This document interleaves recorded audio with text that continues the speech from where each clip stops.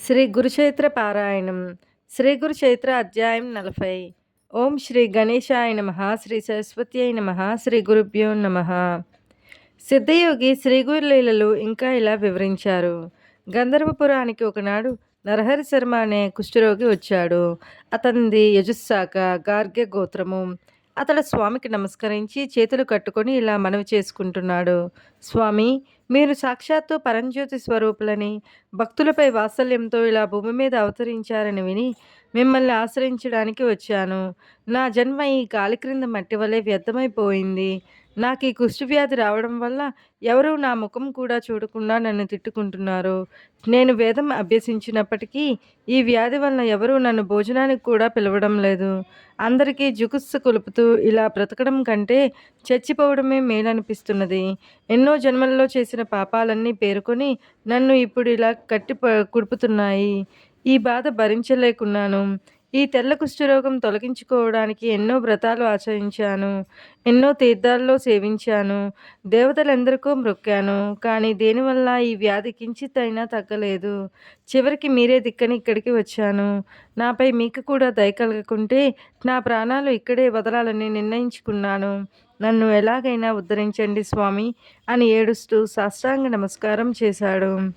శ్రీగురుడు అతడిని కరుణించి లెమ్మని చెప్పి, విప్రుడా, ఇదివరకు ఎన్నో పాపాలు చేశావు కనుకనే నీకు ఈ కుష్ఠవ్యాధి వచ్చింది. అది తొలగిపోవడానికి నీకు ఒక ఉపాయం చెబుతాము. దానివల్ల నీవు శుద్ధుడవై దివ్యమైన శరీరాన్ని పొందుతావు అన్నారు. ఇంతలో ఒక వ్యక్తి కొన్ని ఎండు కట్టె పుల్లలు తీసుకుని అటుగా వెళ్తున్నారు. అందులో ఒక మేడి చెట్టు కొమ్మలు కూడా ఉన్నాయి.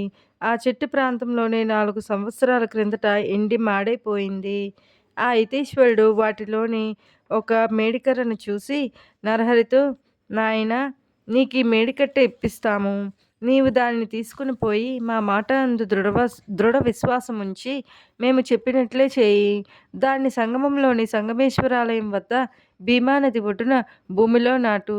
నిత్యము స్నానం చేసి ఈ రావి చెట్టుకు ప్రదక్షిణం చేసి 2 చేతుల్లో 2 కుండల నిండుగా నీరు తెచ్చి 3 పూటలా ఆ ఎండు కట్టెకు పోస్తూ ఉండు. అది ఎప్పుడు చిగురుస్తుందో అప్పుడే నీ పాపం పోయి నీ శరీరం స్వచ్ఛమవుతుంది, వెళ్ళు అని చెప్పారు.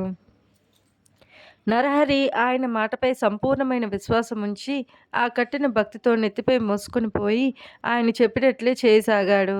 అతడు నిత్యము దీక్షగా దాని నీరు పోయడం చూచిన వారంతా నవ్వి, ఓరి వెర్రి బ్రాహ్మణుడా, నీకేమైనా మతిపోయిందా? నీవు ఎన్ని రోజులు ఇలా నీళ్లు పోస్తే మాత్రం ఆ ఎండుకట్టె మళ్ళీ చిగురిస్తుందా? నిజంగా నీ మీద శ్రీగుడికి దయ కలిగితే ఇదంతా ఎందుకు? అనుకున్నది వెంటనే జరిగిపోదా? నీకు ఈ జన్మలో ఈ రోగం కుదిరే యోగ్యత లేదని సూచించడానికే శ్రీగురుడు నీకిలా చెప్పారు. అటువంటప్పుడు ఈ జబ్బుకు తోడు ఇంత ప్రయాస ఎందుకు అని నిరుత్సాహపరుస్తుండేవారు. ఇలా ఒక వారం రోజులు గడిచిపోయాయి. అతడు మాత్రం తన విశ్వాసం కొంచెం కూడా విడవక ఈ భూమి మీద మహాత్ములు పలికిన మాటలు ఎంత అమోఘమైనవి. వారు సత్య సంకల్పులు కదా. వారు దేవుల వాక్కు అసత్యం ఎలా అవుతుంది? వారి కృప వల్ల చచ్చిన వారెందరో బ్రతకగా లేనిది ఈ ఎండుకట్టె చిగుర్చడంలో ఆశ్చర్యమేమున్నది అని చెప్పి తాను మాత్రం తన నియమం ప్రకారం చేస్తూ ఉండేవాడు. అందరూ అతని పనికి ఆశ్చర్యపోతూ ఉండేవారు. వారిలో కొందరు వెళ్ళి శ్రీగురునితో, స్వామి, మీరు ఆ రోజున ఆ కుష్ఠరోగికి ఎందుకు అలా చెప్పారో గాని ఆ వెర్రి బ్రాహ్మణుడు ఆ మాటలు పట్టుకుని ఈ వారం రోజుల నుండి నీరైనా త్రాగకుండా ఆ కట్టెను సేవిస్తున్నాడు. ఎవరేమి చెప్పినా వినడం లేదు. అతని పిచ్చి అతనికి ఆనందమైనట్లు ఉన్నది. ఈ వృధా ప్రయాస ఎందుకు అని చెప్పిన వారందరితో అతడు, గురువు చెప్పినట్లు చేయడమే నా పని. వారు అన్నమాట నిలబెట్టుకోవడం వారి పని అని చెప్పి ఉపవాసాలు చేస్తున్నాడు. అతనికి మీరైనా చెప్పండి, లేకుంటే అతడు అలాగే చేస్తుంటాడు అని చెప్పారు. శ్రీగురుడు, ఈ భూలోకంలో గురువాక్యం ఒక్కటే తరింపచేయగలదు. దానిని విశ్వసించగల వారికి కోరినవన్నీ సిద్ధిస్తాయి. దాన్ని విశ్వసించలేకుంటే వ్యర్థమే.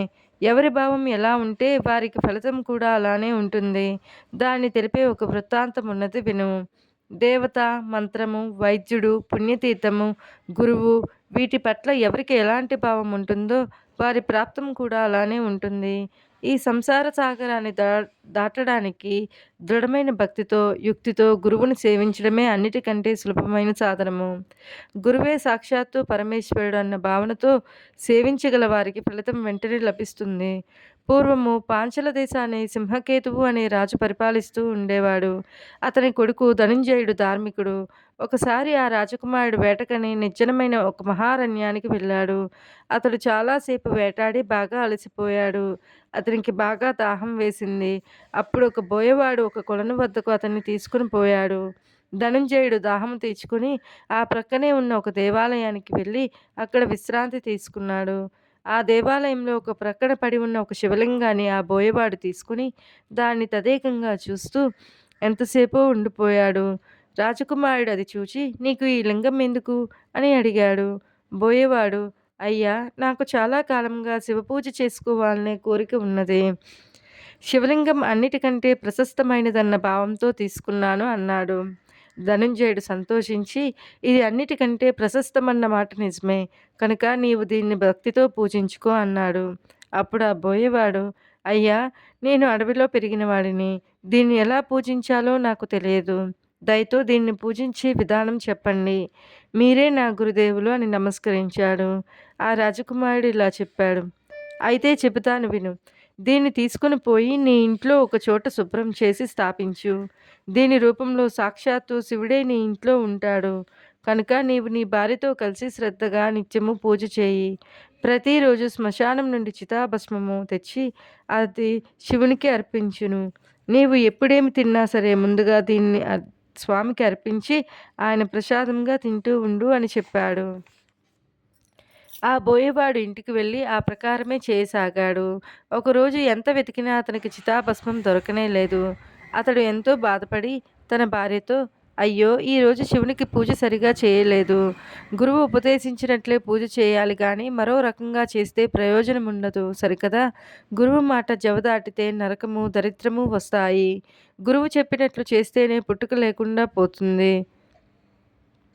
అందుకోసం నేనెంత వెతికినా ఆ బూడిద దొరకనే లేదు. ఈ ఒక్కరోజు ఆయన చెప్పినట్లు చేయలేకపోతే ఇన్ని రోజులుగా చేస్తున్న పూజంతా వ్యర్థమైపోతుంది. పూజ సమయం దాటిపోతున్నది. ఇంక నేనేమి చెయ్యాలి? అది దొరకకుంటే నా ప్రాణమైనా విడుస్తాను" అని దుఃఖించాడు. అతని భార్య అతన్ని ఓదార్చి, "దానికోసం అంత బాధపడతావేమి? మన ఇంట్లో ఎన్నో కట్టెలు ఉన్నాయి. వాటితో నన్ను దహనం చేసి ఆ బూడిద శివునికి అర్పించు. భయపడవద్దు. నీవు వ్రతభంగం చేసుకోవద్దు. శివపూజ కోసం నా శరీరమే అర్పించడం కంటే సంతోషమేమున్నది? ఇది ఏనాటికైనా చచ్చి బూడిద కావలసినదే కదా! అట్టి దానిని శివపూజ కల్పించడం కంటే కావలసినదేమున్నది" అని ధైర్యం చెప్పింది. అప్పుడతడు, "నీవు పడుచుదానివి. సంసార సుఖం కూడా నీవు పూర్తిగా అనుభవించలేదు. ఒక్క బిడ్డనైనా కనలేదు. సూర్యచంద్రుల సాక్షిగా నిన్ను ఏలుకుంటానని భాష చేసిన నేను నిన్ను చేతులారా చంపుకుంటానా? అలా చేస్తే నాకెంతో పాపం వస్తుంది. ఆడదాన్ని చంపినందుకు నన్నందరూ నిందిస్తారు. అంతటి పాపం చేస్తే శివుడు కూడా నన్ను క్షమించడు. నీ తల్లిదండ్రులకు కూడా అన్యాయం చేసిన వాడనవుతాను" అంటూ వలవలా ఏడ్చాడు. ఆమె, "నీకెంత వెర్రి! నాపై నీకంత మోహం ఎందుకు? నీటిబుడగలాగా ఈనాడు ఉన్న శరీరం రేపు లేకుండా పోతుందే. పుట్టిన తర్వాత ఎవరైనా చావవలసిందేగా. నా తల్లిదండ్రులు నన్ను నీకు అప్పగించాక నేను నీదానినే కదా. నేనేమైనా పరాయిదాన్నా? నీలో భాగాన్నే కదా. శివుని కోసం నీవు నన్ను దహనం చేస్తే నీ ప్రాణాన్నే అర్పించినట్లే అవుతుంది. నీ ప్రాణాన్నైనా నన్ను శివునికి అర్పిస్తే అందులో తప్పేమిటి? అది నా అదృష్టమే కదా. అలా చేస్తే శివుడు మనిద్దరిని రక్షిస్తాడు" అని పట్టుబట్టి చివరికి అతనిని ఎలాగో ఒప్పించింది. అప్పుడు ఆమె ఇంట్లోకి వెళ్ళి తలుపు వేసుకుని ఇంటికి నిప్పు పెట్టమన్నది. అతడు అలానే చేసి సర్వము భస్మమైపోయాక దానినంతా భక్తితో లింగానికి అర్పించి కృతార్థుడనవగలన అలిగా కృతార్థుడన అవగలిగానని ఎంతో ఆనందించాడు. తరువాత ఏకాగ్రమైన మనస్సుతో హృదయపూర్వకంగా శివునికి నమస్కరించి అలవాటు ప్రకారం ప్రసాదం తీసుకోవడానికి రమ్మని తన భార్యను కేకవేశాడు. శివుని అనుగ్రహం వల్ల ఆమె తిరిగి బ్రతికి శరీరంతో నడిచి వచ్చింది. వారిద్దరూ శివుని ప్రసాదం తిన్నాక చూస్తే వారి ఇల్లు వెనుకటి వల్లనే చెక్కు చెదరకుండా నిలిచి ఉన్నది. సబరుడు ఆశ్చర్యపోతుంటే అతని భార్య, "స్వామి, నాలుగు ప్రక్కల ఇల్లంటుకుని మండుతున్నా గాని, నాకదేమో ఎక్కడ లేని చలి పుట్టింది. నేను ముడుచుకొని పడుకోగానే గాఢంగా నిద్ర పట్టింది. తరువాత ఏమైందో నాకు తెలియదు. మీరు పిలువగానే మెలకువ వచ్చి లేచి వచ్చాను. ఆహా! ఏమి ఈ ఈశ్వరుని లీల! అనగానే శివుడు వారికి సాక్షాత్కరించాడు. వారు నమస్కరించగానే జీవితంలో వారు కోటి సంవత్సరాలు స్వర్గలోకంలో నివసించేలా వరమిచ్చి అదృశ్యమయ్యారు. దేనియందైనా పూర్ణ విశ్వాసం ఉండాలే కానీ ఎంతటి ఫలితమైనా లభించగలదు. కనుక ఆ కుష్ఠరోగి అయిన నరహరి చేస్తున్న సేవకు ఫలితం ఉండకపోదు. ఎవరి భావానికి తగిన ఫలితం వారికి తప్పక లభిస్తుంది అన్నారు శ్రీగురుడు. కొద్దిసేపట్లో స్వామి సంగమానికి వెళ్ళి అక్కడ తమ అనుష్ఠానం పూర్తి చేసుకొని ఆ కుష్ఠరోగి వద్దకు వెళ్ళారు. అతడు ఆయన చెప్పినట్లే ఎంతో భక్తి శ్రద్ధలతో చేస్తూ ఉండటం చూచి ఆనందించారు. నరహరి ఆ కట్టెకు నీరు పోసి ఆయన వద్దకొచ్చి నమస్కరించాడు. ఆయన తమ కమండలంలోని నీరు తీసి ఆ ఎండిన మేడికర్ర మీద చల్లారు. మరుక్షణమే అది చిగిర్చింది. అనుష్ఠానానికని సంగమానికి వచ్చిన వారంతా ఆశ్చర్యచకితులై చూస్తూ ఉండగానే అది పెరిగి చిన్న మేడి చెట్టు అయింది. నివ్వెరపోయి దానిని చూస్తున్న నరహరికి కూడా కుష్ఠరోగం అదృశ్యమై అతడి శరీరం బంగారు ఛాయతో మెరిసిపోసాగింది. అతడు ఆనంద బాష్పాలు రాలుస్తూ శ్రీగురుని పాదాలకు భక్తితో నమస్కరించాడు. శరీరమంతటా రోమాంచితమవుతూ ఉంటే పారవస్యంతో శ్రీగురుని ఇలా స్తుతించాడు. కోటి సూర్యుల తేజస్సు, కోటి చంద్రుల చల్లదనం కలిగి దేవతలందరి చేత పూజింపబడే విశ్వాశ్రయుడు, భక్తప్రియుడు, శ్రేష్ఠుడు అయిన అత్రిపుత్రుడైన ఓ నరసింహ సరస్వతి స్వామి, నీకు నమస్కారము. నన్ను రక్షించు. మహాపాశమనే అజ్ఞానాంధకారాన్ని నశింపచేయగల జ్ఞానసూర్యుడవు, విశాలమైన నేత్రములు కలవాడవు, భక్తులకు వరములిచ్చే లక్ష్మీపతివి అయిన ఓ నరసింహ సరస్వతి స్వామి, నీకు నమస్కారము. నన్ను రక్షించు. మనసులో ఉద్భవించిన ఐషడ్వర్గమనే మదగజాన్ని శాసించగల అంకుశము వంటి వారు మీరు. సత్యము, సర్వానికి సారభూతము అయిన పరమాత్మ తత్వమే మీరు. భక్తవత్సలుడు, సర్వభూతకర్త అయిన పరమాత్మ యొక్క అవతారాలన్నింటిలో శ్రేష్ఠుడైన శ్రీ వల్లభ ఓ నరసింహ సరస్వతి, నీకు నమస్కారము. ఆకాశము, వాయువు, తేజస్సు, జలము, భూమి అను పంచభూతాత్మకమైన సృష్టికి కర్తవయ్యుండి సూర్యచంద్రులే నేత్రములుగా గల సర్వసాక్షివి నీవు. జీవులపై నీకు రాగద్వేషాలు లేకున్నా నీవు భక్తుల పాలిటి కామధేనువు. ఓ శ్రీగురు నరసింహ సరస్వతి, నీకు నమస్కరిస్తున్నాను. నన్ను రక్షించు. తామర రేకుల వంటి కన్నులు కలిగి పూర్ణచంద్రుని వంటి తేజస్సు గల ఓ శ్రీగురు ప్రచండమైన పాపాలను పారద్రోలడానికి దండము ధరించి యతివేషధారులైన నరసింహ సరస్వతి, నీకు నమస్కరిస్తున్నాను. నన్ను రక్షించు. మీ పాదకమలాలను వేదాలు, శాస్త్రాలు స్తుతిస్తున్నాయి. నాదబిందు కళాస్వరూప, నీవు వాటికి కూడా అతీతుడవై ఉండి 3 విధములైన తాపాలతో పీడించబడుతున్న భక్తుల పాలిటి కల్పవృక్షమా, ఓ నరసింహ సరస్వతి, నీకు నమస్కారము. నన్ను రక్షించు. అష్టాంగ యోగ తత్వనిష్టతో ఆత్మసంతుష్టుడనవై ఉన్న జ్ఞానసాగర, కృష్ణవేణి పంచనదీ సంగమ తీర నివాస, కష్టాలను దైన్యాన్ని దూరం చేసి భక్తులకు కోరినవి ప్రసాదించి తృప్తినిచ్చు నరసింహ సరస్వతి, నీకు నమస్కరిస్తున్నాను. నన్ను రక్షించు. నిత్యము ఈ నరసింహ సరస్వతి శివుని అష్టకం ఎవరు చదువుతారో వాడికి జ్ఞానానుసారము దీర్ఘ ఆయువు, ఆరోగ్యము, సర్వసంపదలు, 4 పురుషార్థాలు లభిస్తాయి. ఈ అష్టకం ఘోరమైన సంసారం అనే సముద్రాన్ని తరించడానికి మంచి సాధనము. నరహరిశర్మ కన్నీటితో స్వామి పాదాలు అభిషేకించి వాటిని విడవక అలానే పడి ఉన్నాడు. శ్రీగురుడు అతనికి అభయమిచ్చి జ్ఞానరాశి అవుదువుగాక అని అతడిని ఆశీర్వదించి చేయి పట్టి లేవదీశారు. అక్కడ చేరిన వారందరూ ఆ గురుమహత్యం చూచి ఆశ్చర్యపోయి ఆయనకు నమస్కరించారు. అప్పుడు వారందరినీ తీసుకుని ఆయన గంధర్వపురంలోని తమ మఠానికి చేరుకున్నారు. ఆ గ్రామంలోని వారందరూ ఆ లీల గురించి విని భక్తితో శ్రీగురుని దర్శించి ఆయనకు ఆరతులిచ్చారు. నరహరి ఆనాడు వారందరికీ సమారాధన చేశాడు.